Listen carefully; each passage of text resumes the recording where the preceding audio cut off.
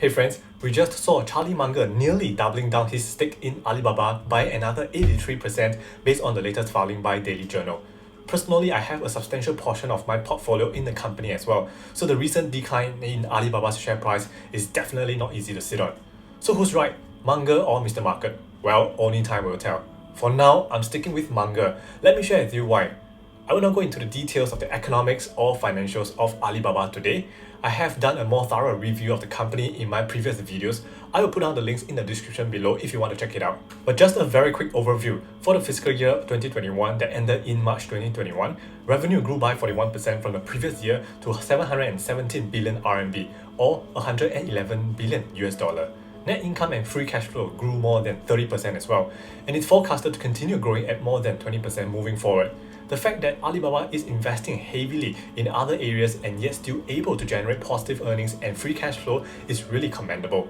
And the most promising one being its cloud computing business, which saw its revenue grow 50% year on year, and Alibaba has a dominant market share of more than 33% in China. So if you understand Amazon, you will see the power of cloud computing. More than half of its earnings are coming from the company's Amazon Web Services (AWS), its cloud computing business. And Alibaba is still in the early stage of building its cloud computing business, with the segment operating in the red for the fiscal year of 2021. Overall, I think most people know the strength of Alibaba's business, and based on all the financial metrics, it is definitely undervalued. Price to earnings ratio of 17 is definitely a very attractive value for a company like Alibaba, with not only a strong moat, but also a healthy balance sheet and solid earnings. So the main concern that's causing the market to penalize its share price is regulatory risk in China, especially with recent headlines showing regulatory crackdowns in many areas of the economy, ranging from healthcare to the tutoring industry and also the tech companies themselves. The fear in the market has heightened to record levels.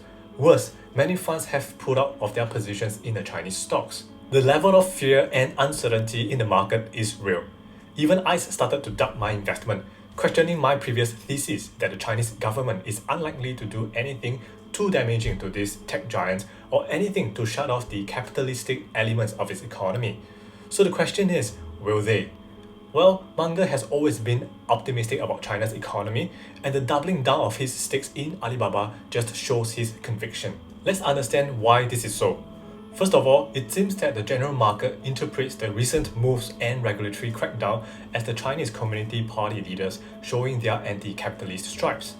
However, one must understand that over the last 40 years, the direction of China has always been tilted strongly towards developing a market economy with capital markets, whether it's the recent crackdowns on TT due to data privacy issues, or as for the case of educational tutoring companies in an attempt to try to reduce educational inequality and financial burden, the Chinese regulators are just trying to figure out appropriate regulations in this rapidly developing capital market environment. You must understand that the direction of their actions never changed. It has been in the support of a fast and steady development of capital markets, entrepreneurship, and openness to investment by foreign investors. And I think Ray Dalio, the founder and co-chairman of Bridgewater Associates, one of the largest hedge funds in the world, sums it up pretty nicely here. He says that China is a state capitalist system, which means that the state runs capitalism to serve the interest of most people, and that policymakers won't let the sensitivities of those in the capital markets and the rich capitalists stand in the way of doing what they believe is best for the most people of the country. So there's still fundamental differences to how the United States and China run their country.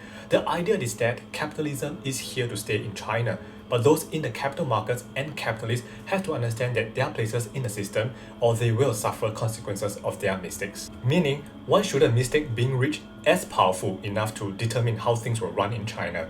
In short, there's still fundamental ideological differences. But I think capitalism will still thrive in China, albeit one cannot segregate it from policy making. As investors, we need to understand the different games we are playing. Assume that such active participation by the Chinese government will continue to happen in the future and invest accordingly. But don't misinterpret these regulatory crackdowns as changes in trends.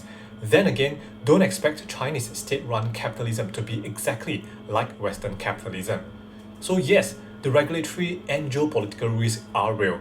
Perhaps such active control may restrict growth of Alibaba on a relative scale when compared to the US counterparts, But personally, I think the key businesses that the company is building and growing are already good enough to justify a higher valuation. Looking at Alibaba's enterprise value to EBITDA multiples, it is currently trading at record low values, signifying the extreme pessimism in the market.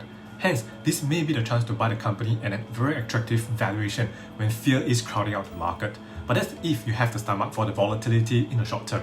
So I'm adding some more positions to lower down my average cost. Well, I'm not sure when the periods of optimism will come back and how long Alibaba's share price will remain depressed, or it may even go lower. Who knows? But for me, I think it's better to buy a strong business with a depressed share price when the business fundamentals remain intact and wait for the market to revalue higher, compared to buying a weak business with high valuation that has a higher probability of being revalued downwards later on. And I believe for Munger, a long-term investor, this is part of the game as well. Drop down any comments that you have below and I would like to hear your views as well. Anyway, I hope that you have learned something today. Do subscribe to the channel for more tips and updates. Appreciate if you can give us a thumbs up if you like what I share with you today, and I will see you next time.